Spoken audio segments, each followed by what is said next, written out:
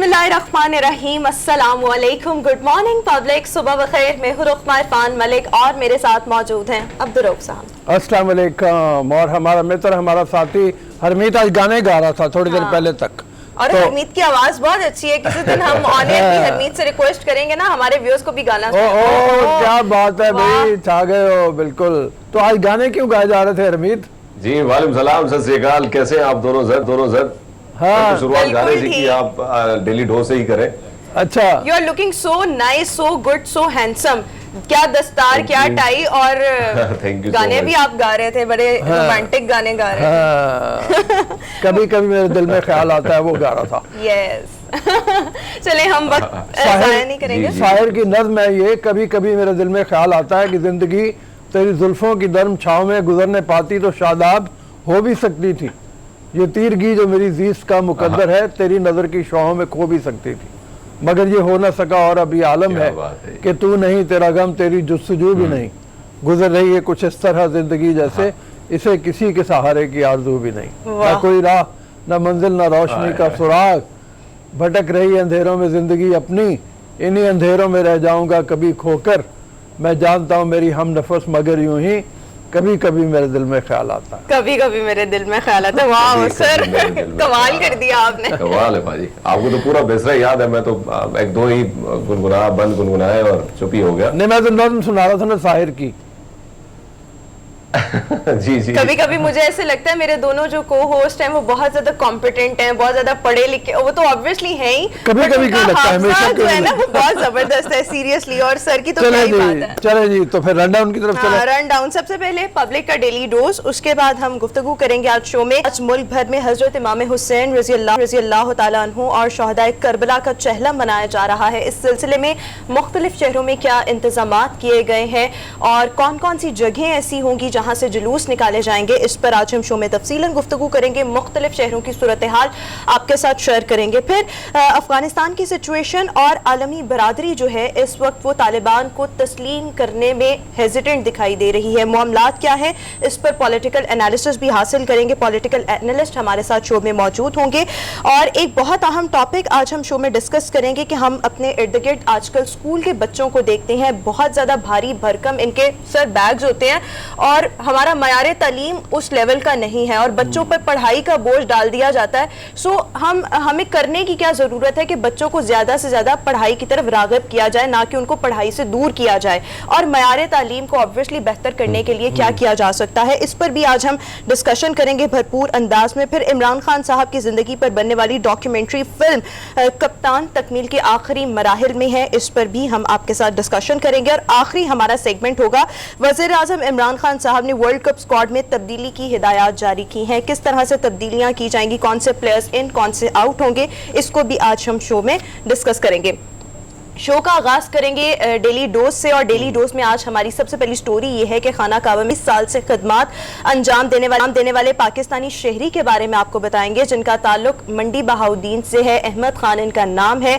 23 साल की उम्र में ये हरमैन शरीफैन गए थे और 1983 में ये वहाँ पर गए थे और तब से लेकर टिल नाउ 2021 आन पहुँचा है। 40 बरस गुजर चुके हैं और ये खाना काबा की खिदमत कर रहे हैं, वहाँ पर सफाई सुथराई के काम देख रहे हैं। बट अब ये जो है एज ए सुपरवाइजर वहाँ पर अपनी जिम्मेदारियाँ सर अंजाम दे रहे हैं। और इस नौजवान का जब ये यहाँ से गए तो ऑब्वियसली एक यंगस्टर ही थे, तो इनका ये कहना था कि मैं अपने वालिद को कह के गया था कि मैं बहुत जल्द पाकिस्तान वापस आ जाऊंगा, लेकिन वहां पर इनका ऐसा दिल लगा और इनको इतना मतलब वो अपनी जॉब को एंजॉय करने लगे कि उसके बाद ये कभी वापस नहीं आए। मतलब पाकिस्तान मिलने मिलाने तो आते हैं, डेडिकेशन बिल्कुल, और एक सादत इनको मिली हुई है सर। एक सादत मिली हुई है। मैं वैसे एक बात बताऊं, मतलब मैं भी गया हुआ, उम्रा मैंने किया था। अभी देखो ना, चेहरा जवानी से जो एक ज्यादा उम्र की तरफ का सफर है वो उन्होंने तय किया है वहां पे।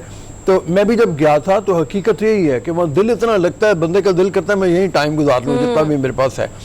खाना काबा में भी, फिर मस्जिद नबी में जिस वक्त आप जाते हैं, और हमें मालूम है कि बेशुमार लोग ऐसे हैं जिनका दिल चाहता है कि मस्जिद नबी में भी वहाँ पे रसूल अकरम सल्लल्लाहु अलैहि वसल्लम के वहाँ पे कदमों में बैठ के वो इबादत करते रहें, और वो उनको सादत नसीब भी होती है। दोनों जगह का मतलब अपना जो है ना वो एक वो है, बिल्कुल। तो वो लोग करते हैं और अल्लाह ताला उनको कबूल फरमाए और हमारी भी कबूल फरमाए कि हमें भी मौका मिले दोबारा जाने का। बिल्कुल ठीक हो गया। तो इस शख्स की डेडिकेशन थी जिस हवाले से हमने सोचा कि स्टोरी आपके साथ आज शेयर की जाए।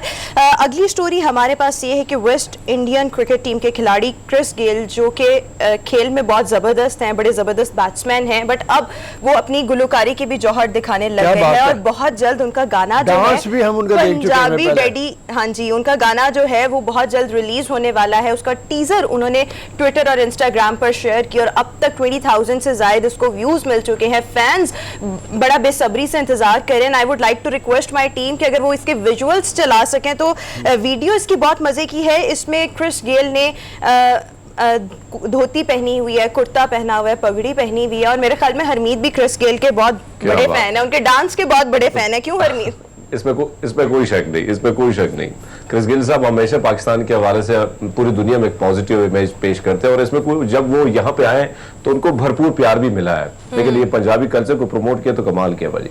Exactly. और हरमीत, आपको याद होगा जिस वक्त वर्ल्ड कप जीता था वेस्ट इंडीज ने, हम पहले भी बात कर चुके हैं। ये देखो जी, ये क्रिस गेल की विजुअल जो है ये भी आपने देखे थे स्क्रीन के ऊपर। पाजी बन गया भाजी। हाँ जी, क्रिस गेल पाजी बन गया, क्रिस गेल सिंह का जबरदस्त हो गया। बट एनीवेज हमारे पास वक्त कम है और स्टोरीज बहुत ज्यादा हैं। अगली स्टोरी हमारे पास ये है कि बरतानिया में एनर्जी बहरान शिद्दत इख्तियार करता जा रहा है। पेट्रोल की किल्लत देखने में आ रही है, डीजल की किल्लत देखने में आ रही है, गैस का बहरान बहुत ज्यादा संगीन सूरत हाल इख्तियार करता जा रहा है। सो इस सिलसिले में हुकूमत ने क्या फैसला किया है कि वो अब वहाँ की फौज की मदद लेगी और इस बहरान पर काबू पाया जाएगा। इसके लिए मुख्तलिफ स्ट्रैटेजीज जो हैं उन पर गौर किया जा रहा है कि किस तरह से इस बहरान से निपटा जा सकता है। लंबी कतारें लगी हुई है लोगों की। वो विजुअल्स जो देखे हमने, इतनी लंबी लंबी कतारें हैं और बेसिकली फौज को जो बुलाए जाने का मकसद है वो दोनों तरह का है। एक तो तरसील बेहतर हो और दूसरी बात यह है कि वो जो लंबी कतारें हैं अगर कोई मिस मैनेजमेंट होती है तो उसे नबुर्दाजमा हुआ जाए। और तो इस सूरत हाल की वजह से वहाँ पर कहा जा रहा है कि खुराक का भी बहरान शिद्दत इख्तियार करता जा रहा है, क्योंकि ऑब्वियसली नकलो हमल में बहुत ज़्यादा मुश्किलात का सामना है, लोगों को भी है और ऑब्वियसली जो फूड जिस तरह से एक शहर से दूसरे शहर आनी होती हैं, इन चीज़ों में भी बहुत ज़्यादा मसाइल हैं। तो खुराक का भी बहरान जो है वो संगीन सूरत हाल इख्तियार करता जा रहा है। सो इसके लिए मुख्तलिफ जो इक़दामात किए जा रहे हैं और फौज भी अब मदद के लिए आन पहुंची है। ये हमारे यहाँ अगली स्टोरी थी। इसके साथ साथ हरमीत, कल आपने भी देखा होगा वज़ीर आज़म इमरान खान साहब ने कराची के शहरियों के लिए ट्रांसपोर्ट की बेहतर सहूलियात की फराहमी के लिए गुज़िश्ता रोज़ सर्कुलर रेलवे का संग बुनियाद रखा। लेकिन इस हवाले से अगर आपने उनका प्रोटोकॉल देखा हो तो भाई उस पर बड़ी तनकीद हो रही है और अक्सर होती रहती है कि प्रोटोकॉल ना लेने की बातें तो बहुत की जाती थी, बट जब भी प्राइम मिनिस्टर साहब खुद कहीं पे भी दौरे के लिए जाते हैं तो एक बड़ा ज़बरदस्त किस्म का काफिला जिसमें 40-50 गाड़ियां आगे पीछे होती हैं और लोगों को वहां पे स्टक होना पड़ता है, ट्रैफिक रुकी रहती है। सो लोगों को बहुत ज़्यादा परेशानी का सामना है। लोग क्रिटिसाइज भी बहुत कर रहे थे सर।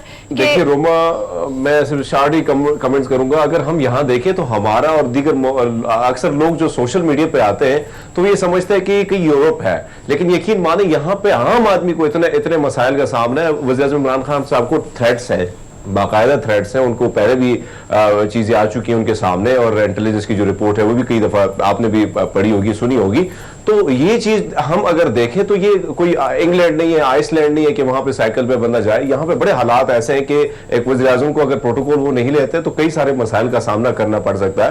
तो वह वज़ीर आज़म है, हमारा एक असासा है और यकीन माने कि अगर वो महफूज होंगे तो जाहिर बात है मुल्क के दीगर चीजें भी काफी वो होगी, एक अच्छा वो भी जाएगा। लेकिन साथ साथ अगर प्रोटोकॉल की बात की जाती है तो मैं इस चीज को अब नहीं समझता हूँ कि गलत है, क्योंकि हालात इस किस्म के हैं कि कम से कम ध्यान रखना पड़ेगा। लेकिन कुछ ऐसा होना चाहिए, यहाँ पर मेरी ओपिनियन इस हवाले से ये है, वो सिक्योरिटी कंसर्न्स वो तो वाकई बहुत बड़ा मसला है और उनकी जो सेफ्टी है उसको भी मेक श्योर करना चाहिए, लेकिन लोगों को मुश्किलात नहीं होनी चाहिए सर। कुछ ऐसी स्ट्रैटेजी अपनानी चाहिए कि जो आम लोग, आम शहरी जो हैं उनको घंटों ट्रैफिक में जाम ना रहना पड़े। इसके लिए तो मतलब वज़ीर आज़म की बात हो रही है, वज़ीर आला का प्रोटोकॉल अगर आप देखें एग्जैक्टली वो इतना लंबा होता है। आम मिनिस्टर जिस वक्त जाते हैं अपने इलाकों में वो प्रोटोकॉल देखो तो वो भी इतना लंबा, मतलब उसके अंदर गाड़ियां होती हैं तवील। हरमीत की बात सही है एक लिहाज से। अनफॉर्चुनेटली यहाँ तो ये है ना कि पता चले, खबर आई है कि वज़ीर आज़म साइकिल पर निकले थे और खबर आने तक उनका पता नहीं चल रहा वो कहाँ गए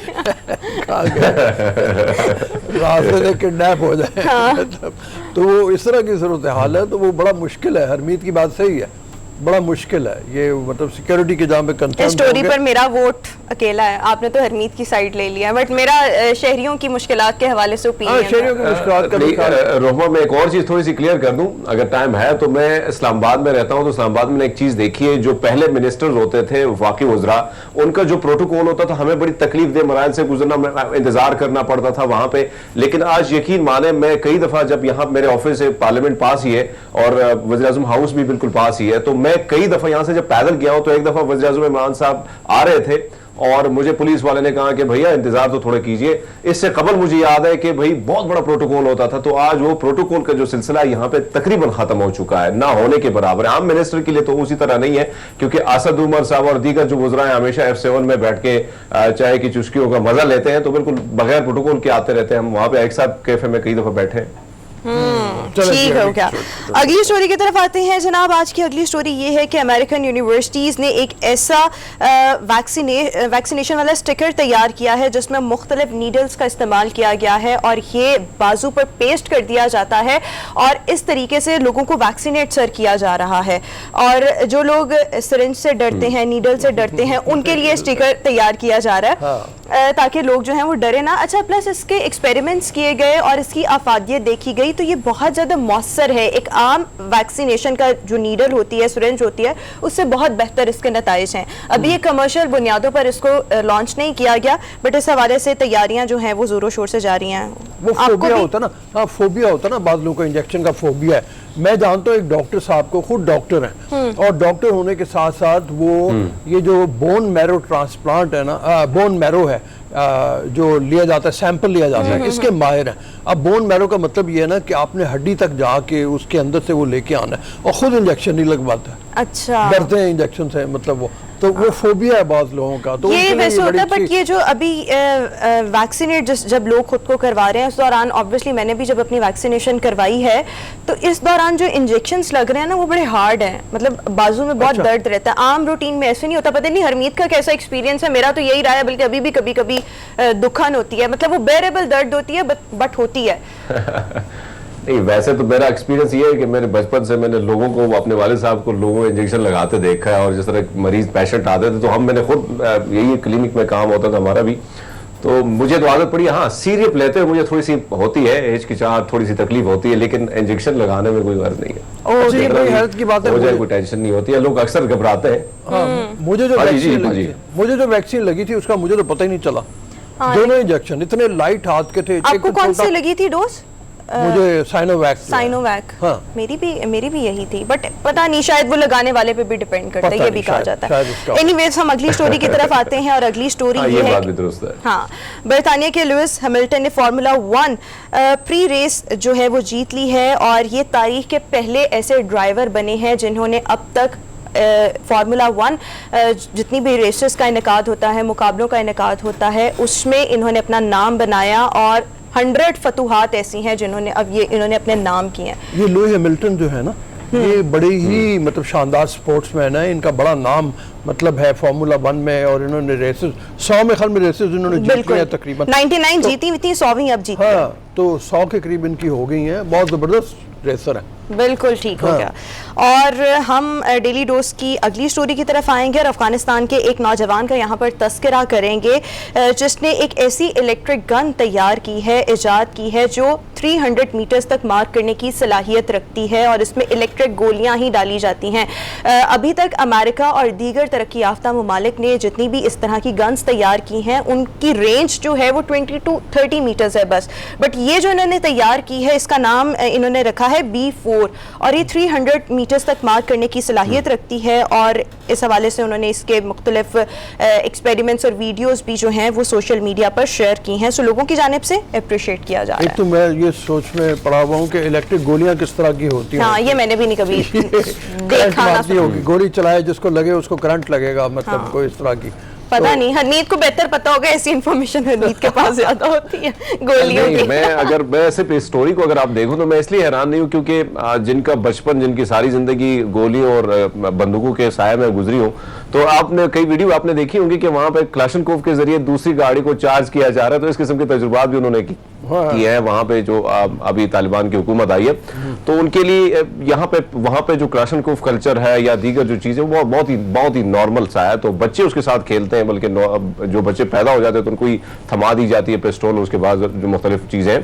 तो कमाल किया है, वैसे टेक्नोलॉजी ना होने के बावजूद उसने कमाल किया भाई। बिल्कुल ठीक। ये विजुअल भी आप देख रहे हैं स्क्रीन के ऊपर, आपको नजर आए थे अभी वो नौजवान की तस्वीर भी आपने देखी होगी। नौजवान जो है वो मतलब किस कदर ये सादा लोग हैं और पढ़ाई भी इनकी ऑब्वियसली इनकी पढ़े लिखे भी इतने नहीं होते, बट देखें कि टैलेंट और हुनर और कुछ करने की लगन, तो फिर इंसान कहाँ तक पहुंच पाता है। डेली डोज की आज की लास्ट स्टोरी हमारे पास ये है कि ऑब्वियसली जब हम सब अपने फोन्स यूज करते हैं तो हम अपने हाथों का इस्तेमाल करते हैं या वॉइस का इस्तेमाल करके आजकल फोन्स ऑब्वियसली इस्तेमाल किए जाते हैं, बट अब गूगल और एंड्रॉयड फोन्स मिलकर इस चीज पर काम कर रहे हैं कि जो माजूर अफराद हैं उनके लिए ऐसे फोन्स बनाए जाएं जो उनके लिए इजी टू यूज हो। फॉर एग्जांपल उसमें वो अपनी आईब्रोज को यूज करते हुए, स्माइल को यूज करते हुए, अपने फेस जेस्चर्स को यूज करते हुए फोन का इस्तेमाल कर लें। सो इस हवाले से प्रॉपर एक रिसर्च भी हो रही है और अब एक्सपेरिमेंट्स भी किए जा रहे हैं और ये इम्कानात जाहिर किए जा रहे हैं कि बहुत जल्द ये फीचर जो है डिसेबल लोगों के लिए, जो स्पेशली डिफरेंट, जिस तरह से हम कल जिक्र कर रहे थे,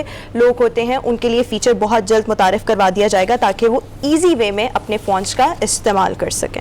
वो आईफोन और इनका मैच चल रहा है ना आपस में, तो वो एक से एक बढ़ के फीचर्स, कल जो हम जिक्र कर रहे थे या परसों शायद वो आईफोन के हवाले से जिक्र कर रहे थे कि वो हार्ट का और ब्लड प्रेशर का और मॉनिटर कर रहा होगा, सोने जागने, डिप्रेशन किसी में है या नहीं है, एंजाइटी को डिटेक्ट करेगा। तो यहाँ पे ये मतलब माजूरों के लिए उस तरह के फीचर्स मतलब मुतारिफ कराए जा रहे हैं। तो बड़ा अच्छा टेक्नोलॉजी, देखो दौड़ लगी हुई है हर कंपनी की कि हम आगे निकलें। हर कंपनी लगी हुई आगे, ये हमें भी सीखना चाहिए कि हम क्यों ना मतलब यहाँ पे अपने ऐसे इकदामात करें जिसकी बुनियाद के ऊपर हमारे लोग भी इन्वेंट करने वाले हों, बजाय इसके कि मतलब एक्चुअली हम अक्सर अपने प्रोग्राम में जिक्र करते हैं कि पाकिस्तान में हुनर, टैलेंट, स्किल्स बहुत ज़्यादा हैं, बट अनफॉर्चुनेटली हमारे इदारे, हमारी हुकूमत इस मतलब लोगों की सरपरस्ती, यंगस्टर्स की सरपरस्ती नहीं करती, जिसकी वजह से वो एक बड़े लेवल पर काम नहीं कर सकते।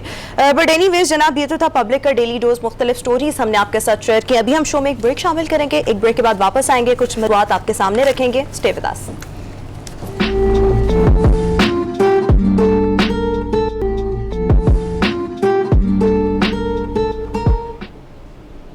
ब्रेक के बाद एक बार फिर से शो में आपको खुशामदीद कहेंगे। व्यूअर्स, कल हमने देखा कि वज़ीर-ए-आज़म इमरान खान साहब ने कराची का दौरा किया और वहाँ पर circular railway, Karachi circular railway का संग बुनियाद रखा। इस मौके पर उन्होंने खिताब भी किया और उनका ये कहना था कि वफाक और सूबे को चाहिए कि मिलकर कराची की बेहतरी के लिए काम करें, क्योंकि बहुत से मामलात ऐसे हैं जिनमें सूबाई हुकूमत अकेले तन्हा काम नहीं कर सकती और बहुत से मामलात ऐसे हैं जहाँ पर वफाक अकेले काम नहीं कर सकता। सो उनकी ये बात थी। उसके बाद अब मुख्तलिफ ओपिनियंस भी लोगों की सामने आ रही हैं। क्या ऐसा मुमकिन है प्रैक्टिकली?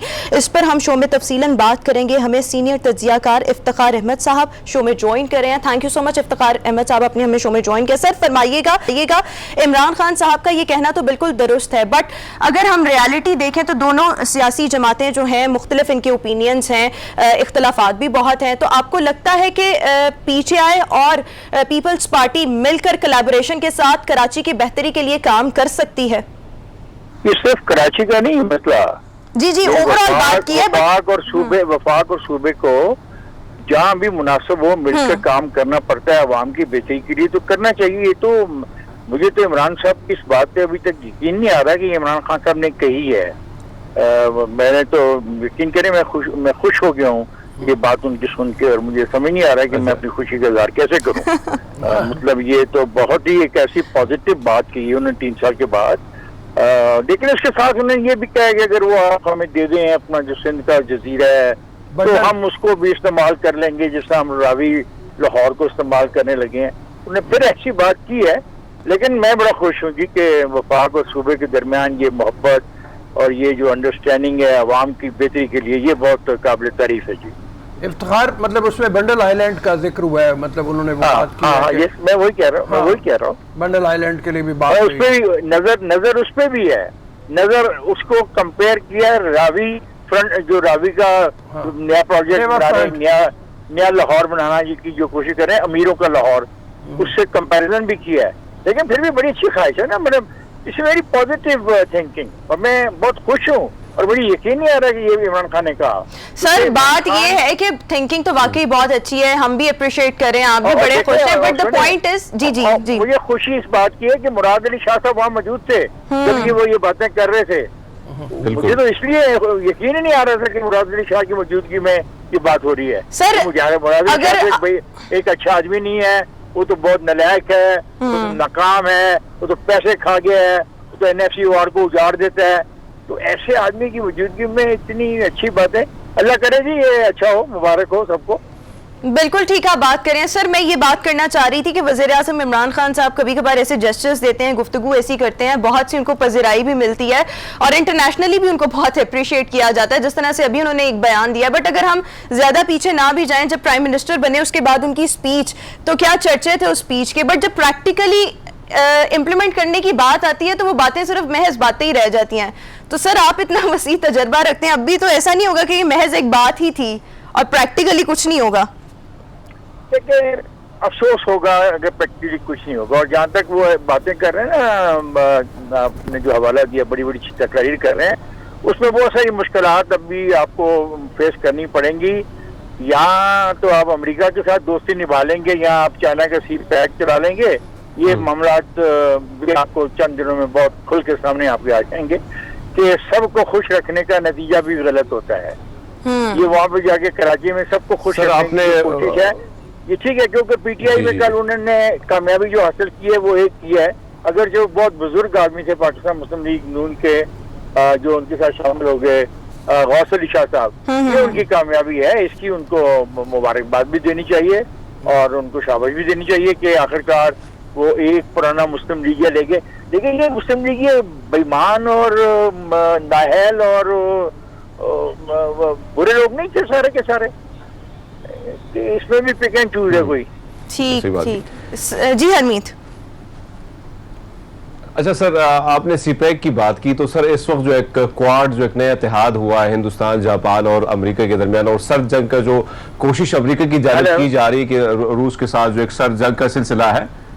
सर आपको आवाज आ रही है हरमीत की हमारे साथ? आ रही है। जी जी हरमीत सवाल दोबारा कीजिएगा। जी इफ्तिखार साहब, आपने बात की सीपैक के हवाले से, तो अमेरिका जिस तरह एक नया इत्तेहाद लेकर सामने आया है क्वाड के नाम से, तो क्या लगता है एक सर्द जंग जो चल रही है रशिया और अमेरिका के दरमियान, अब उसके खात्मे के लिए अमेरिका बहुत ज्यादा एक्टिव नजर आ रहा है, तो कैसे देखते हैं, क्या ये जो इत्तेहाद अगर सामने आया है तो क्या ये नुकसानदेह साबित होगा सीपैक के लिए आगे मुस्तकबिल में? देखिए सीपैक के लिए तो मेरा ख्याल है आप अगले 24 घंटों में ये कुछ ऐसी खबरें आपके सामने आएंगी जिससे आप परेशान हो जाएंगे कि क्या होने वाला है। देखिए सीपैक के बारे में अमेरिका ने आपको IMF से एक पैसा का लोन जो था वो एक दिलवाई है आपको किस्त, और एक वो जो आपका जो क्या है GSP आप जिसको बोलते हैं, उस पर भी आपकी मदद की है।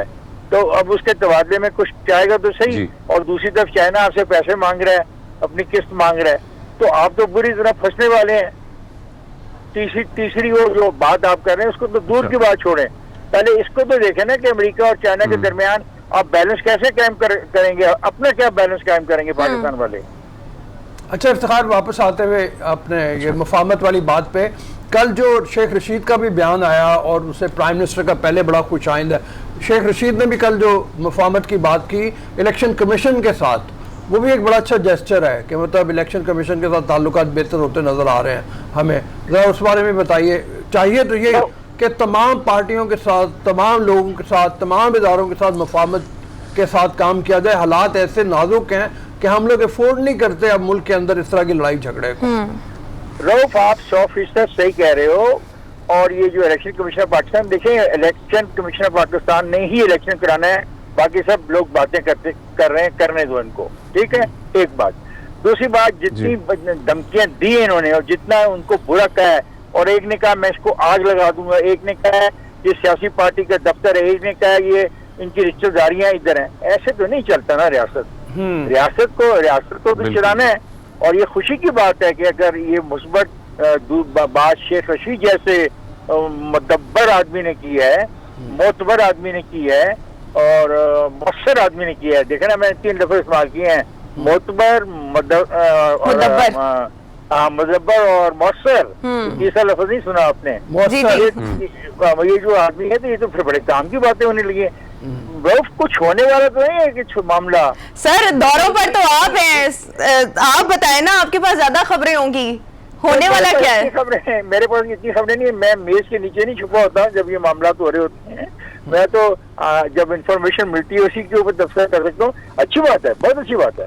इलेक्शन कमीशन ऑफ पाकिस्तान को खुदा के लिए अच्छा सर, जिस तरह जी जी जी अच्छा इफ्तिखार साहब, अभी अगर हम देखें जिस तरह इलेक्शन कमीशन के हवाले से मामला थोड़ा सा सॉफ्ट दिखाई दे रहा है, तो साथ साथ अगर चेयरमैन नैब के हवाले से अगर हम बात करें तो आपको लगता है कि क्या अपोजिशन के साथ मुशावरत होगी? क्योंकि वफाक वज़रा के जो बयानात है वो बड़े सख्त किस्म के हैं, तो क्या लगता है सर आगे चेयरमैन नैब के हवाले से? देखो, असूली तौर पर फिर वो हम कहेंगे कि होनी चाहिए जब एक चीज का तय कर लिया गया, लेकिन वो कहते हैं वो चोर है, वो तो चोर है।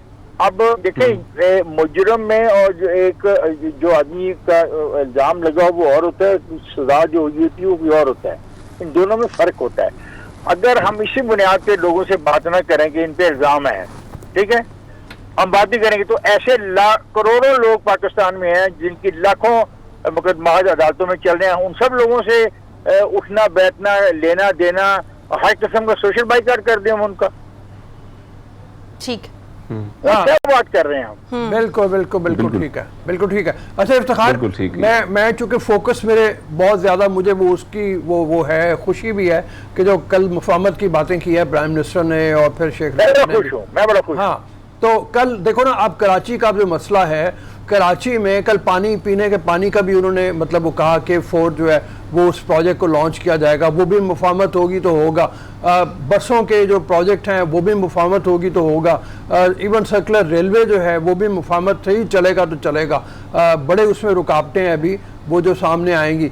इसी तरह से वो जो 1100 अरब रुपए के पैकेज की बात थी वो भी मुफाहमत होगी तो चलेगा आगे, और कराची को अपलिफ्ट तभी किया जा सकेगा, इसके बगैर मुमकिन नहीं है।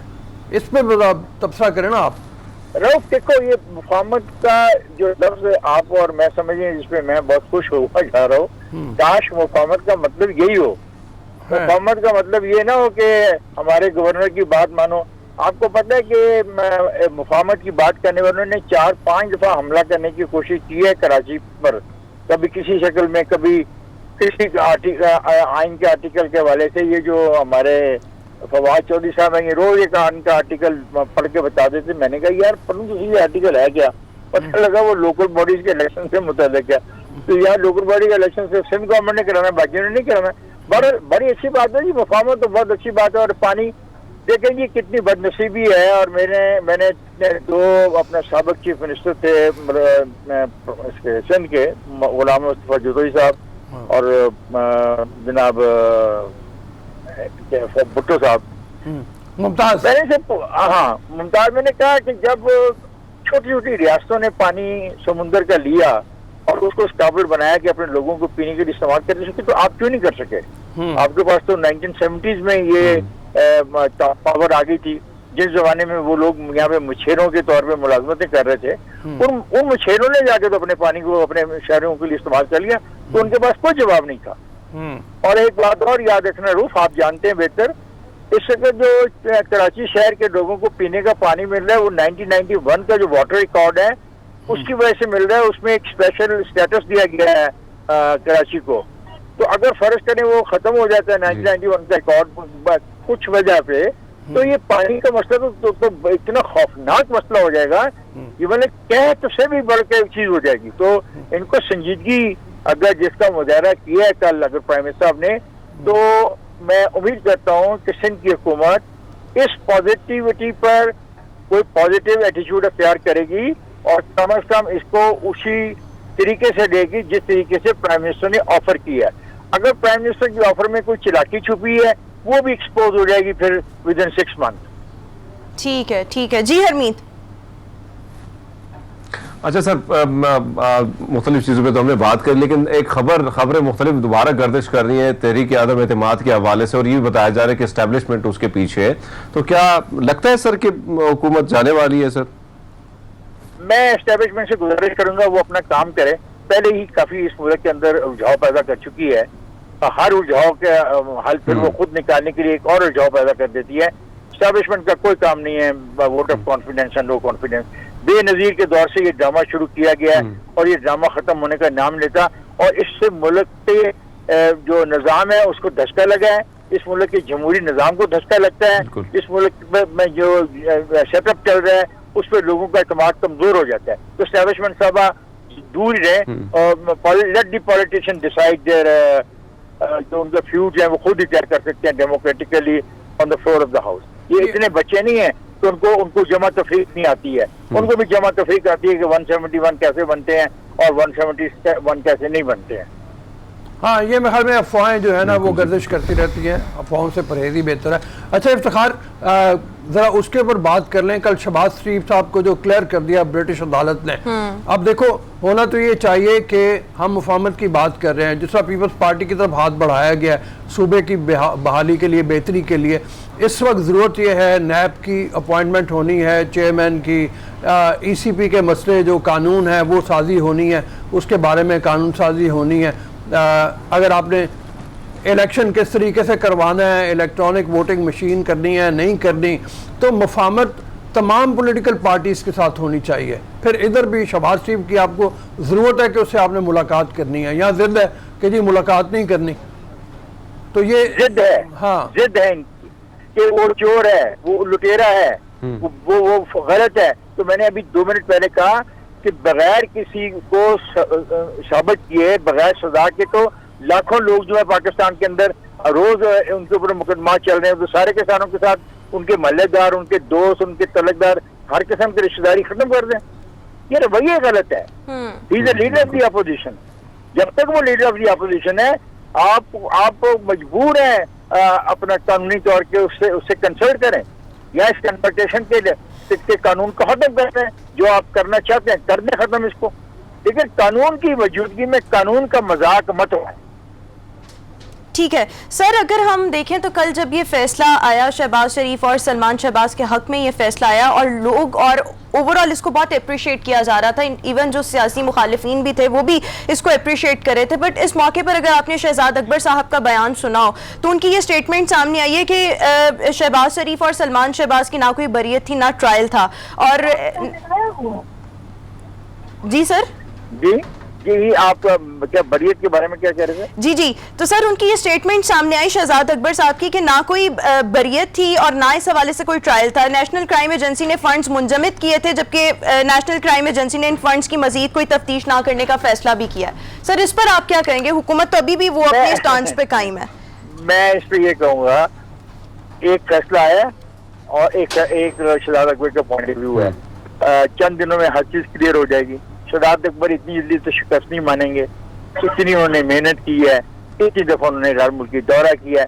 क्या कोई मुझे बताएगा कि पाकिस्तान के हवाले से एक और मुकदमा भी शहजाद अकबर और इन दोस्तों के जरिए तय हुआ, कुछ पैसे खरबों रुपए आए और वो खरबों रुपए फिर जो जाने थे अपना उनके पाकिस्तान के खुदाने में, उस खुदाने में नहीं गए, किसी और जुर्म की सजा में कहीं और चले गए।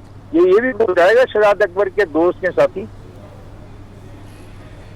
ठीक है, थैंक यू इफ्तिखार, बहुत मेहरबानी, एंजॉय योर ट्रिप। उम्मीद है आप सफ़र अपना बड़ा खुशगवार तरीके से गुजारेंगे। जहाँ आप गए हुए हैं, मानसरा गए हुए हैं, वहाँ इन्होंने जाना है, नारायण का आगाम सैर कर रहे हैं, हम यहाँ बैठे हुए हैं और मज़े मज़े की बातें भी कर रहे थे। तो बात असल में ये है कि मुफाहमत की जो एक कल नवीद सुनाई प्राइम मिनिस्टर ने, उम्मीद है कि पीपल्स पार्टी की तरफ से भी जैसे हम बयान कर रहे थे उसी तरफ से आएगी। तो ब्रेक पे चलते हैं। बिल्कुल, अभी हम शो में एक ब्रेक शामिल करेंगे, एक ब्रेक के बाद वापस आते हैं। Good morning public.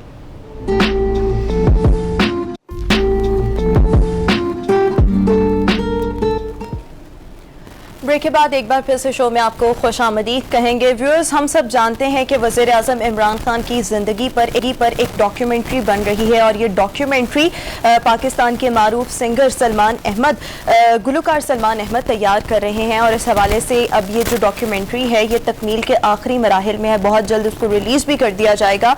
और इसमें क्योंकि सलमान अहमद, उनका ये कहना है कि वो वज़ीर आज़म इमरान खान साहब को गुज़िश्ता 35 बरसों से जानते हैं, तो इसमें इमरान खान साहब आपकी 50 साल जिंदगी के जितने भी मामलात थे, फेजेस थे, उनको कवर किया जाएगा। मतलब ये जो डॉक्यूमेंट्री है सर, इसको 4 हिस्सों में तकसीम किया गया है। एक तो वो हिस्सा जो उनकी पहले की लाइफ थी वज़ीर आज़म बनने से पहले, फिर वज़ीर आज़म बनने के बाद दूसरा हिस्सा ये है कि क्या चैलेंजेस उनको दरपेश थे, हमारा जो हमसाया मुल्क भारत है उसके साथ मामलात किस तरह से रहे, इस पर बात करेंगे। फिर तीसरे हिस्से में बताया जाएगा कि जब पाकिस्तान में मुख्तलिफ आफात आई, ऑब्वियसली पैंडेमिक तो ओवरऑल पूरी दुनिया में आया कोरोना, बट पाकिस्तान को किस हवाले से किस तरह से चैलेंजेस का सामना रहा और कोविड से नबुर्दाश्त होने के लिए हुकूमत की क्या स्ट्रैटेजी थी, इस पर बात करेंगे। और आखिरी जो इसका हिस्सा होगा कि वज़ीर आज़म इमरान खान साहब पाकिस्तान के हवाले से विजन क्या रखते हैं और उनके मंसूबों, और इस हवाले से डॉक्यूमेंट्री का जो लास्ट हिस्सा है उसको कवर किया जाएगा। फिर साथ ही साथ अगर हम इसके म्यूज़िक को डिस्कस करें तो सलमान अहमद का अपना ही ग्रुप जो है, म्यूज़िकल ग्रुप,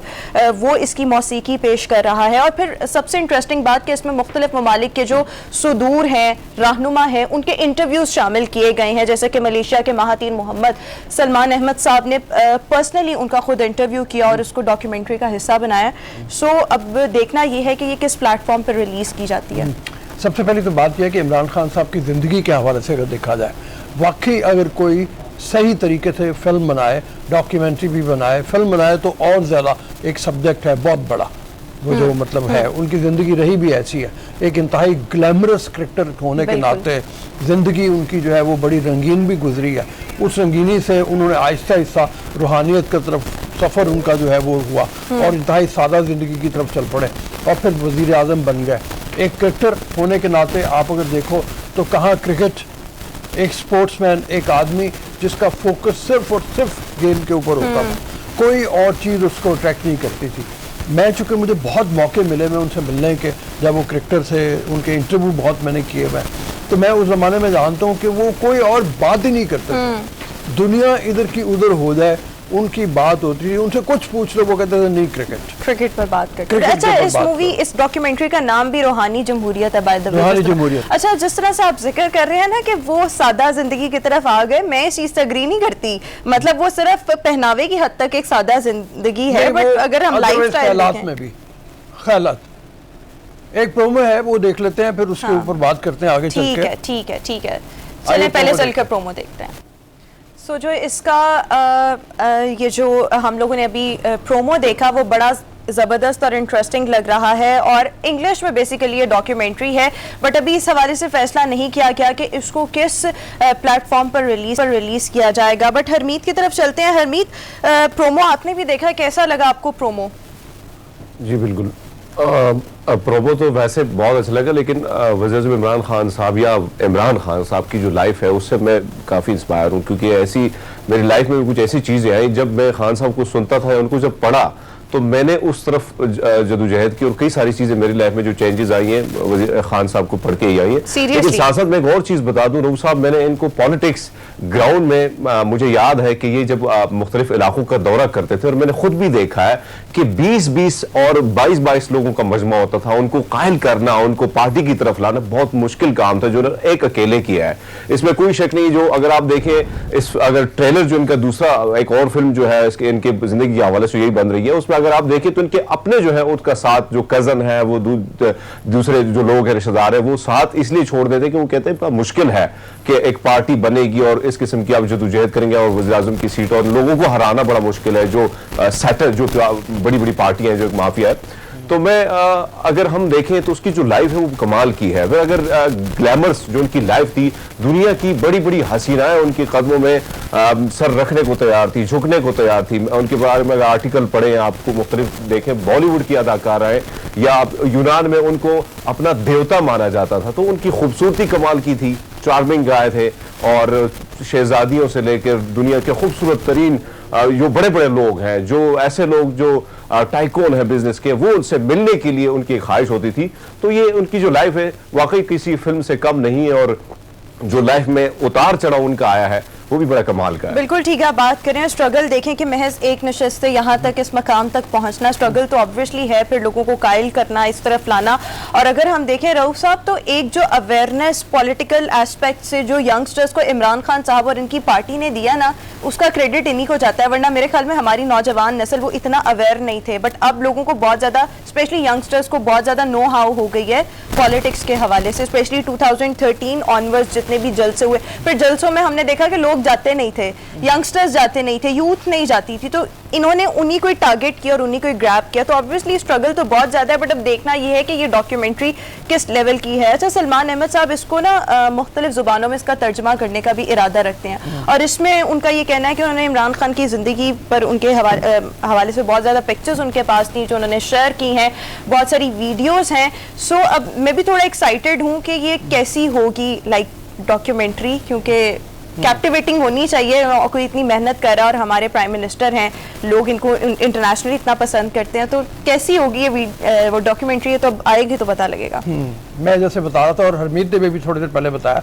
कि बड़ी इंस्पायरिंग किस्म की डॉक्यूमेंट्री हो सकती है ये, अगर इसको सही तरह से बनाया जाए, तो उनकी ज़िंदगी से सही मायने में लेसन लेके उसको आगे चलाया जाए, उनकी ज़िंदगी के ऊपर मुहित जो इतने सालों पे है, और जिसमें मैंने बताया कि फेजेस बहुत सारे हैं, ऐसे फेजेस भी हैं कि जिस वक्त वो आ गए, मतलब एक बहुत रंगीन दुनिया से इस तरफ उनका झुकाव होना, मतलब जिस तरह से आप कह रहे थे क्रिकेट से वो हटते नहीं थे, और क्रिकेट से हटते नहीं थे, फिर उसके बाद जब कैंसर हॉस्पिटल बनाने की तरफ गए, वो तन मन धन उन्होंने सब उसी के लिए लगा दिया, पैशनेट बहुत ज्यादा। बट चलें, लेट्स सी कि ये डॉक्यूमेंट्री कैसी होगी। अच्छा, हम फवाद चौधरी साहब हमारे साथ, हम चलते हैं उनको देखते हैं।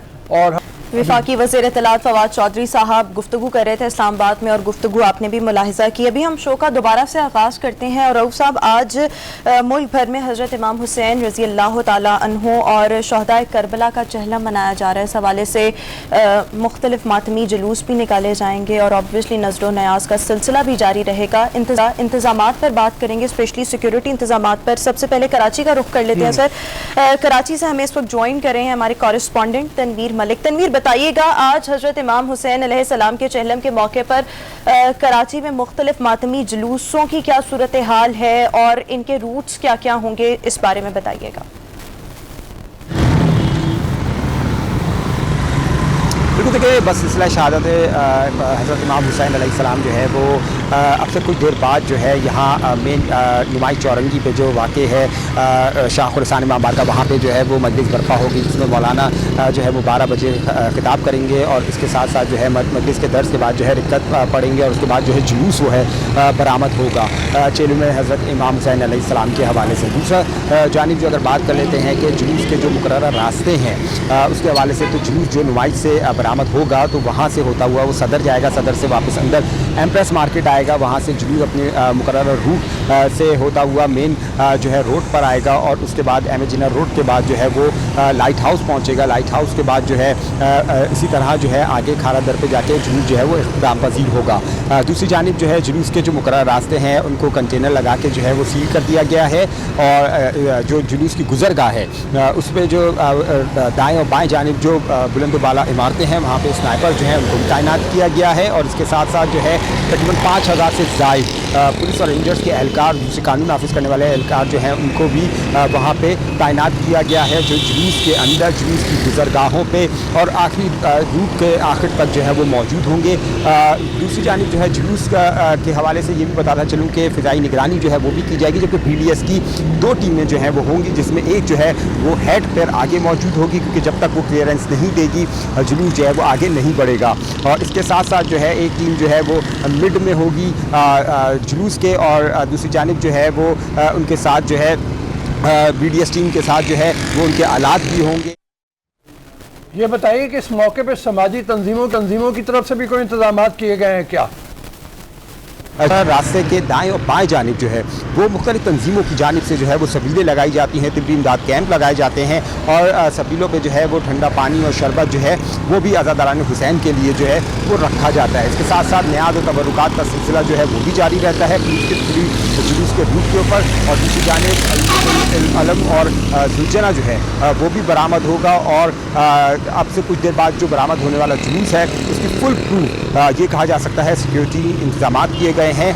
और दूसरी जानिब जो है वो गेट जो है वो एंट्री गेट जो है वो भी बनाए गए हैं जहाँ पे जो है बाकायदा तौर पे जो है वो वैक्सीन के लिए जो है यहाँ प्राइवेटली ये कहा जा सकता है कि इन्होंने कैंप्स लगाए हुए हैं कि अगर किसी को वैक्सीन भी करवानी है तो वो भी करवा सकते हैं। जी ठीक है, बहुत शुक्रिया तनवीर, आपने हमें शहर कायद की सूरत हाल से आगाह किया। अब हम शहर इक़्तिदार का रुख करेंगे और वहाँ से हमारे कॉरेस्पॉन्डेंट जमशेद खान हमें सूरत हाल से आगाह करेंगे। जमशेद, बताइएगा वफाकी दारुल हुकूमत और रावलपिंडी में आज कौन कौन सी जगहों पर जुलूस निकाले जाएंगे और सिक्योरिटी के इस मौके पर क्या इंतजाम किए गए हैं जुड़वा शहरों में? मैं कमेटी चौक में मौजूद हूँ जहाँ पर चेलम के जुलूस के हवाले से यहाँ पर इंतजामात जो है वो मुकम्मल हो चुके हैं और अब से कुछ देर के बाद यहाँ पर जो है तेली महला जो कि इमाम बरगाह है यहाँ से एक मातमी जुलूस बरामद होगा। अगर यहाँ पर सिक्योरिटी की बात की जाए तो यहाँ पर मजमूई तौर पर जो है यहाँ पर 3000 से ज़ायद एहलकार जो है वो तैनात किए गए हैं। यहाँ पर वॉक थ्रू गेट के ज़रिए जो अज़ादार हैं उनको जो गुजारा जाता है और उसके बाद जामा तलाशी के बाद जो है वो यहाँ पर मातमी जुलूस में पहुँच रहे हैं। यहाँ पर इस्लामाबाद यहाँ पिंडी इंतज़ामिया की जानिब से जो इंतज़ामात हैं उनका ये कहना है कि यहाँ पर जो हाई राइज बिल्डिंग है उन पर भी स्नाइपर जो है वो तैनात किए गए हैं। इसके साथ साथ जुलूस की तरफ आने वाले जितने भी रास्ते हैं यहाँ पर जो मामूल की ट्रैफिक है उसको बंद कर दी गई है यहाँ पर और उनके लिए मुतबादिल जो है वो रास्ते जो है वो बना दिए गए हैं। इसके साथ साथ यहाँ पर अगर बात की जाए यहाँ पर जो कोरोना SOPs के हवाले से तो कोरोना SOPs पर जो अमल दरामद है उस तरीके से नज़र नहीं आता है जिस हवाले से हुकूमत जो है बार बार जो है वो एक आगाही मुहिम चलाती है यहाँ पर। लेकिन इसके बावजूद भी कि चौथी लहर यहाँ पर आ चुकी है लेकिन अवाम अभी भी गफलत का मुजाहरा कर रहे हैं। जी ठीक है, thank you so much Jamshed, आपने हमें शहर इक़्तिदार की सूरत हाल से आगाह किया। अभी हम लाहौर का रुख करेंगे जहाँ पर नवासा रसूल हज़रत इमाम हुसैन रज़ी अल्लाह तआला अन्हु के चहलम के हवाले से मुख्तलिफ जुलूसों का इनेकाद भी किया गया है, मुख्तलिफ जुलूस भी निकाले जाएंगे। इसके साथ साथ हज़रत दाता गंज बख्श रहमतुल्लाह अलैह के 978वें उर्स की मुनासबत से शहर लाहौर के तमाम निजी और इसके साथ साथ सरकारी स्कूल्स में आज आम तातील है और ना सिर्फ लाहौर बल्कि पाकिस्तान के दीगर शहरों से भी लोग यहाँ पर आ रहे हैं और गुलहाए अकीदत पेश कर रहे हैं। लाहौर की क्या सूरत हाल है? करार हमायूं इस वक्त हमारे साथ मौजूद हैं। करार, बताइएगा लाहौर में आज हज़रत दाता गंज बख्श रहमतुल्लाह अलैह के सालाना उर्स की तकरीबात का सिलसिला जारी है, इंतजामात कैसे हैं और इस हवाले से मजीद क्या सूरत हाल है, डिटेल्स शेयर कीजिएगा। आज अगर बात की जाए उर्स के हवाले से हज़रत दाता गंज बख्श रहमतुल्लाह अलैह के 978वें उर्स के हवाले से फुल प्रूफ जो है सिक्योरिटी के इंतजाम किए गए हैं। वहाँ पे दाखिली और ख़ारजी रास्तों को जो है कंटेनर्स लगाकर बंद किया गया और जो ज़ायरीन वहाँ पर गुलहाए अक़ीदत पेश करने के लिए आ रहे हैं और जिस अंदाज से उनकी आमद का सिलसिला है उसके अंदर SOPs की तो खिलाफ वर्जी हमें नज़र आती है। लेकिन उसके बावजूद ना सिर्फ शहर लाहौर के बल्कि लाहौर के जो मुल्हिका दीगर इलाके हैं वहाँ से भी शहरियों की बहुत बड़ी तादाद जो है वो आज आ रही है क्योंकि उर्स का आज आखिरी रोज़ा है। और साथ ही रात 12 बजे के बाद जो है एक इज्तिमाई दुआ करवाई जाती है जो जिसमें तमाम मुल्क भर से बल्कि बरसगीर से जितने भी अकीदतमंद हैं जो हज़रत दाता अली हजवेरी से उल्फत और मोहब्बत रखते हैं उनसे वहाँ पर आकर दुआ में लाजमी शरीक होते हैं। अगर बात की जाए दूसरी जानिब चेहलम के हवाले से भी सिक्योरिटी के लिए फुल प्रूफ इंतजाम किए गए हैं। 10,000 से ज़ायद जो पुलिस एहलकार हैं उनको तैनात किया गया है। हाई राइज बिल्डिंग्स के ऊपर स्नाइपर्स तैनात हैं और 3 लेयर सिक्योरिटी है जिसके अंदर आने और जाने के लिए जो है उन सिक्योरिटी लेयर्स को क्रॉस करके अंदर जाना होता है। और जो जुलूस मरकज़ी जुलूस की बात की जाए जिस तरह बाकी शहरों में होता है इसी तरह लाहौर में जो सबसे कदीम जुलूस है वो हवेली अलफ शाह से निकलता है और वो मोची गेट के अंदर वहाँ से निकलेगा और अपने मुकर्रर रास्तों से होता हुआ रात गए जो है जाकर वो करबला गामे शाह पे इख्तिताम पजीर होगा। इसके साथ साथ जो उनसे जुलूस दीगर हैं जो दूसरे शहरों से ये भी बताइएगा जी जी, करार हरमीत आपसे करार सवाल ये करना बताइएगा चाहते कि हैं। जो ट्रैफिक पुलिस प्लान है उसके हवाले से थोड़ा सा बताइएगा कि शहरियों की सहूलियात के लिए कौन से मुतबादिल रास्तों का प्लान तैयार किया गया, वो भी हमारे नाज़रीन के साथ थोड़ी शेयर कीजिएगा।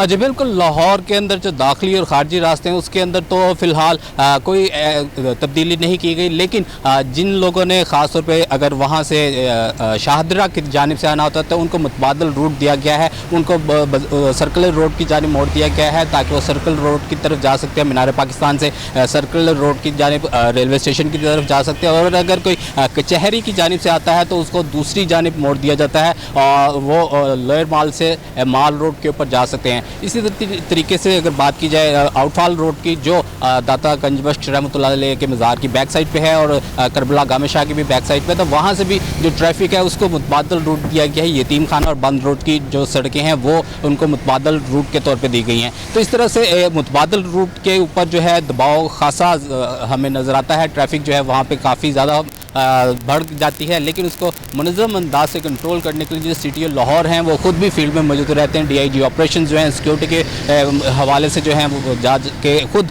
मामलात को देख रहे हैं। 3000 से ज़्यादा जो सिक्योरिटी कैमरे लगे हुए हैं पूरे शहर को, और उसके अलावा सेफ सिटी से पूरे इलाके के अंदर ये देखा जा रहा है कि किन इलाकों में सिक्योरिटी की जो सी सूरत हाल है और ट्रैफिक की जो सूरत हाल है उसके ऊपर नज़र रखी जा रही है। और FM 100 जो है जो ख़ास तौर पर ट्रैफिक पुलिस की जानिब से है, तो मुतबादल रास्ते के लिए वो उसकी सहूलियात भी यहाँ पर दरियाफ़्त वो फ्राहम की गई हैं। और जबकि रास्ता ऐप ठीक है, थैंक यू सो मच करार। आपने हमसे लाहौर की सूरत की इस्लामाबाद से हमें जमशेद खान अपडेट कर रहे थे और कराची की सूरत हाल मुनीर ने हमारे साथ, तनवीर ने हमारे साथ शेयर की।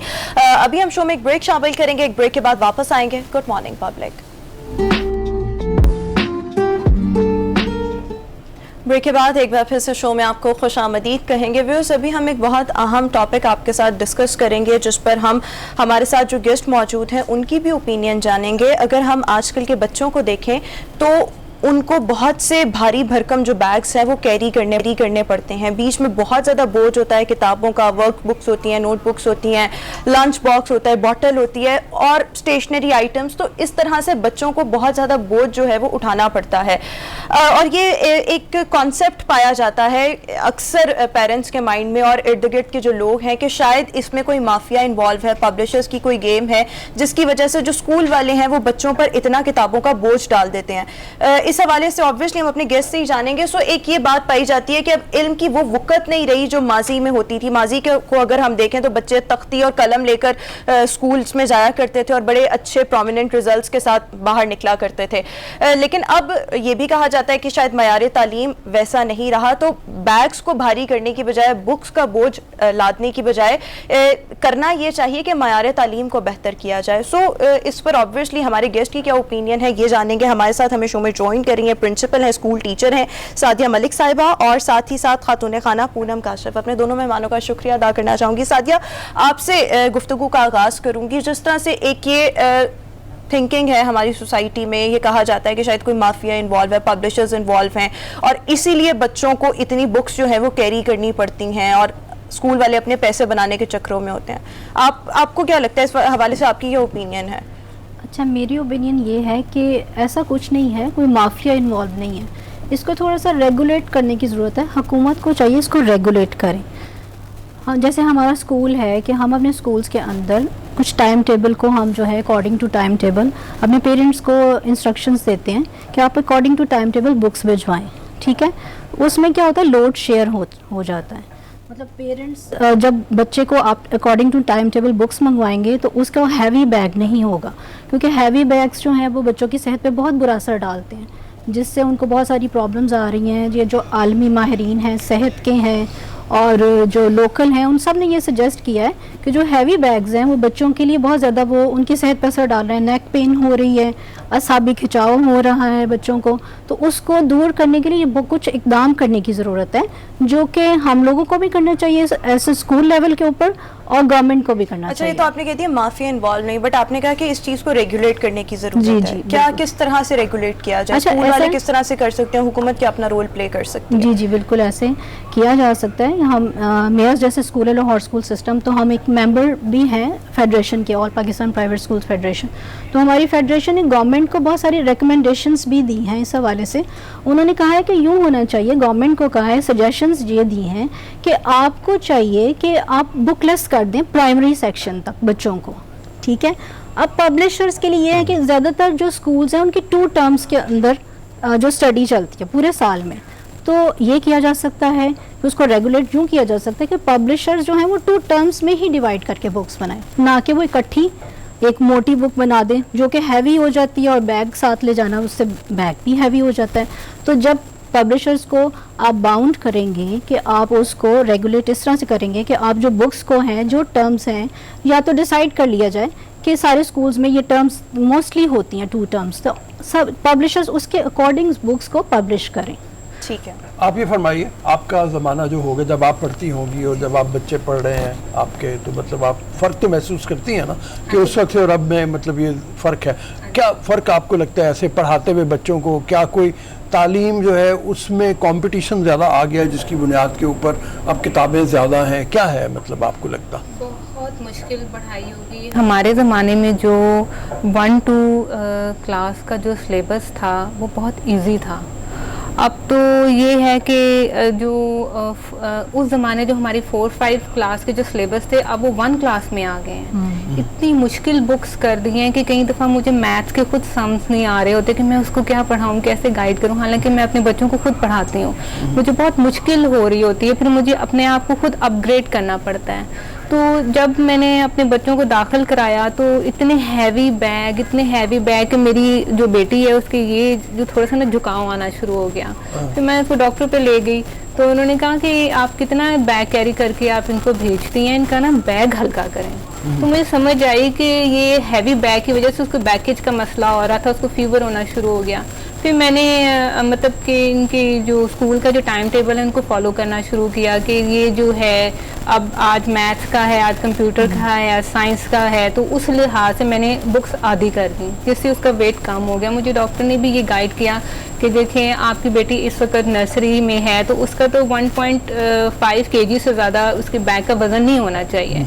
तो फिर मैंने उसी चीज़ को फॉलो किया और अब वो मतलब उसको बैकेज का मसला नहीं है। फिर उसकी मैंने डाइट इम्प्रूव की। आजकल हमारे दूध भी मिलावट वाला आता है। फिर हमारे बच्चे जो हैं वो इंडोर रहते हैं, विटामिन डी की कमी की वजह से उनकी हड्डियां कमज़ोर हैं। हम लोग उनकी न्यूट्रिशन का ख्याल नहीं रखते। फिर मैंने उनकी डाइट को इम्प्रूव किया, विटामिन डी का उसमें किया। फिर उसको धूप में थोड़ा सा खेलने को कहा कि तुम जाओ गार्डन में खेलो, खुराक को बेहतर किया, बैग हल्का किया। तो वो हरमीत कोई सवाल पूछना चाह रहे हैं? जी हरमीत। जी जिस तरह आप लोगों ने बात की कि माजी में अगर हम बात करें, मुझे याद है कि हमारे पास एक तख्ती हुआ करती थी, कलम हुआ करती थी। वैसे तो मैं बहुत शरारती था, ये तख्ती मेरे काम ये आती थी कि छुट्टी के बाद मैं कोई ना कोई झगड़ा करता था जरूर, तो उसमें भी इस्तेमाल कर लेते हैं। अच्छा सादी जी, आपने बात की, अगर हम आज देखें हर स्कूल में, प्राइवेट स्कूल में मैंने टीचिंग भी की है तो मैंने वहां पे ये देखा है कि जो मालिकान है उन्होंने अपने स्टेशनरी शॉप्स जो है वो खोली हैं।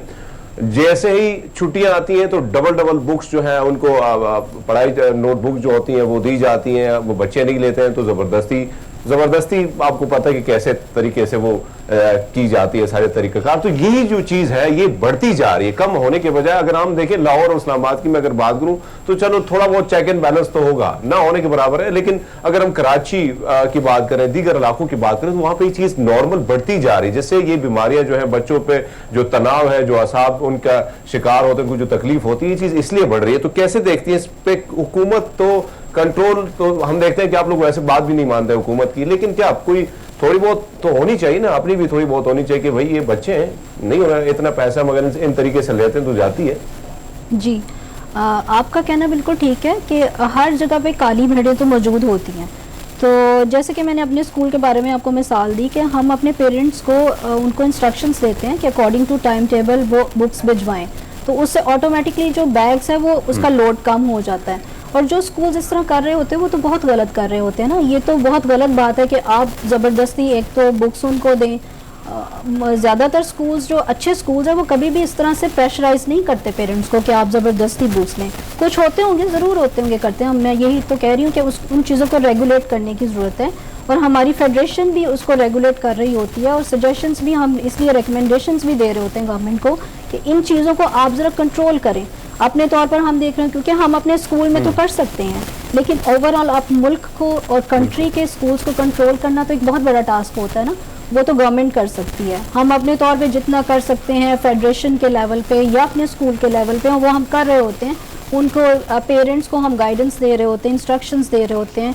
हमारे स्कूल्स के अंदर ज़्यादातर जो प्री स्कूल है उनको हमने बुकलेस रखा हुआ है क्योंकि वो बहुत छोटे बच्चे होते हैं, वो इतना हैवी बैग नहीं उठा सकते, तो हम उनके जो बुक्स और जितनी भी स्टेशनरी होती है वो स्कूल के अंदर रखते हैं, इसलिए कि उनके ऊपर बर्डन ना हो। अगर बच्चे के ऊपर बर्डन होगा तो वो पढ़ाई की तरफ तवज्जो नहीं देगा, उसका जहन में बोझल हो जाएगा। बता रही थी, कह रही थी कि कोर्सेज बहुत मुश्किल हो गए हैं। जी अब जी। यहाँ पे ये है कि कोर्सेज में क्या कुछ शामिल हो गया, कोई नई चीज़ें आ गई हैं, बढ़ गया है कोर्स, जिसकी बुनियाद के ऊपर मतलब ये इतने भारी बैग होने लग गए। ऑन एन एवरेज अगर देखें तो मेरे ख्याल में कितना भारी बैग होता होगा एक बच्चे का तीसरी चौथी जमात का? जी जी, मेरे ख्याल में वो 10 kg से भी ज्यादा है। हाँ जी, कुछ स्कूल्स में ऐसा है। बिल्कुल, मुझे डॉक्टर साहब ने बताया था ना कि लिमिट जो होती है, जो अगर 4-5 क्लास का बच्चा है तो 7 kg से तो ऊपर उसके बैग का होना ही नहीं चाहिए। आजकल मेरा ख्याल वो आ रहे हैं ट्रॉली वाले बैग आ रहे हैं, वो पेरेंट्स लेके दे रहे हैं, मजबूर होके क्या करें, कितना सिलेबस है। तो कभी ऐसे वो बच्चों को साथ वाले क्लास फेलोज या इस तरह देख के शौक होता था कि हम भी ट्रॉली वाले बैग्स लें, तो मेरी तो मदर बहुत बुरा मनाती थी कि ये तालीम को कदमों में रोकने वाली बात है, तो कभी उन्होंने मुझे ट्रॉली वाला बैग नहीं लेकर दिया। लेकिन वो मजबूरी है ना, लेकिन बैग यूं हो जाती है। आप मैंने अपने बच्चों को देखा है, वो ऐसे उठाते तो ऐसे ही हो गए। वो बहुत बेस्ट है, बहुत मसला हो जाता के लिए ना, बैक पेन नहीं होती उसके लिए, इसलिए ट्रॉली वाले। और एक तो पेरेंट्स को ये भी जरूर देखना चाहिए जब वो बैग परचेज करें तो वो बच्चों के कहने पे बहुत फैंसी भी बैग्स ले देते हैं जिसमें बहुत ज्यादा पॉकेट्स होती हैं, कुशन्स लगे होते हैं, वो एक एक्स्ट्रा उसका वेट होता है। बुक्स का तो वेट है लेकिन उसका भी एक्स्ट्रा वेट हो गया है, तो ये भी बैग परचेज करते हुए ये भी जरूर देखना चाहिए। अच्छा, आपको नहीं लगता कि इस तरह से जितना किताबों का वजन है और इस तरह, तो बच्चे देखते साथ ही थोड़ा सा फ्रस्ट्रेट हो जाते हैं और दिलचस्पी कम होती है? क्या बच्चे क्या मैं आपको बताती हूँ कि जब मैं अपने बच्चे पढ़ाती हूँ ना, तो लिटरली स्पेशली जो मेरी बेटी है वो तो दौड़ें लगाती है इधर कि मैं गायब भी हो जाऊँ, मुझे पढ़ना ना पड़े, उसके तो कोई रोने निकलते हैं, फिर मुझे उसको ना खाने पीने का लालच देना पड़ता है, बहुत सर खपाना पड़ता है सिर्फ इसलिए। तो मैं तो खुद कई दफ़ा मेरी स्कूल के प्रिंसिपल से भी बात हुई, इनके मतलब स्टाफ से भी, कि थोड़ा सा ना आप अपना सिलेबस नॉर्मल करें। वो बेसिकली ऑक्सफोर्ड की बुक्स लगी हुई है और कहने का मकसद ये होता है आपका। मैं एक चीज़ और इसमें कहना चाहूँगी, उसमें ऐड करना चाहूँगी कि ये जो ट्यूशन सिस्टम है ना, एकेडमी सिस्टम, मैं तो पेरेंट्स को यही सजेस्ट करती हूँ कि वो एकेडमी सिस्टम को मत फॉलो करें क्योंकि ज़्यादातर उनको चाहिए खुद पढ़ाने, क्योंकि इसकी वजह से भी बैग्स हैवी हो जाते हैं। अगर स्कूल टाइम टेबल दे रहा है ना कि आपने इतनी बुक्स लेकर आनी है, तो पेरेंट्स की मजबूरी ये होती है कि उन्होंने वहीं से उनको एकेडमी भेजना होता है, तो वो फुल बुक्स रख के भेज देते हैं, जिसकी वजह से वो बैग तो लाइट होता ही नहीं है। तो कोशिश पेरेंट्स को करनी चाहिए कि खुद, अगर मैं स्पेशली आजकल जो बच्चे मैट्रिक करते हैं, सिंपल मैट्रिक करते हैं और वो ये लेवल्स नहीं करते, तो उनके लिए मैंने ये देखा है कि उनके लिए शायद एकेडमी ज़्यादा शूट करती हैं, क्योंकि जो जितने भी प्राइवेट स्कूल है जहाँ पे स्पेशली OA लेवल्स होता है, वो मैट्रिक के स्टूडेंट्स को उस तरह तवज्जो नहीं देते, तो अल्टीमेटली जो पेरेंट्स होते हैं उनको बच्चों को एकेडमीज भेजना पड़ता है। स्कूल्स वो सिर्फ एक सर्टिफिकेशन आपकी बात सही है, लेकिन आप उनको देखें OA लेवल में इतना बर्डन नहीं होता बुक्स का, उनका सिस्टम ही डिफरेंट है। हमारे पास आ गया, बिल्कुल इन चीज़ों को रेगुलेट करने की जरूरत। Thank you so much Poonam, thank you so much Sadia, आपने हम शो में ज्वाइन किया। नाज़रीन, इसी के हमारा आज का शो अपने अख्ताम को पहुंचा है। इंशाल्लाह आपसे मुलाकात होगी कल, हमें दीजिए इजाजत, अल्लाह हाफ़िज़।